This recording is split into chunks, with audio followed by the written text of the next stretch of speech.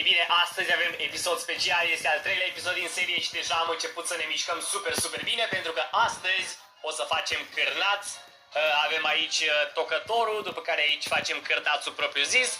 După îl vom pune la uscat în aceste 3 dulapuri pregătite și o să facem și brânza astăzi. Plus de asta, cel mai important lucru, vor făta scroafele noastre dragi și scumpe. Le avem aici, nu? Doamne, cum au picat toate. Deci avem înăuntru, ia să vedem câte scroafe. Deci avem o scroafă gravidă, aceasta de jos, le vom da și nume. Ok.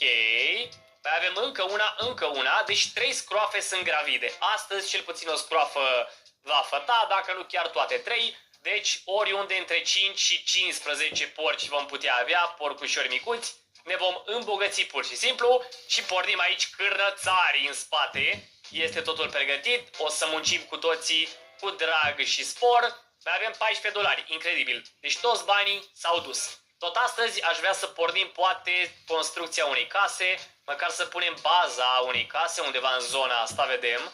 Ori pe dreapta, ori pe stânga prima noastră casă. Va trebui să facem și plantații de fructe, legume, toate nebuniile din lume. Avem multe de lucru la fermă. Vreau să dau o fugă până la oițe și până la găini, să vedem ce se întâmplă pe aici.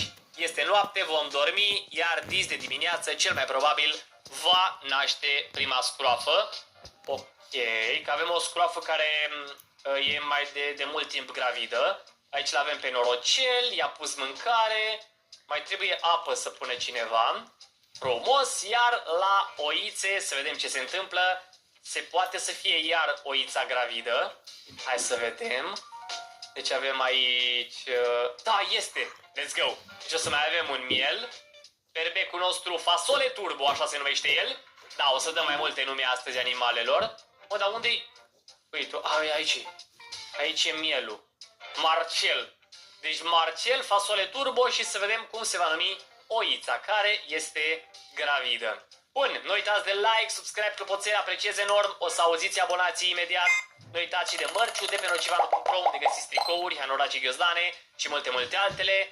Cu noul model Nocivanu legendar găsiți toate cele, șepci, tricouri, ursuleți, toate nebuniile. Hai să trecem la muncă pentru că avem multe de făcut. Acum a plecat un abonat după, ia să vedem, o cumpărat.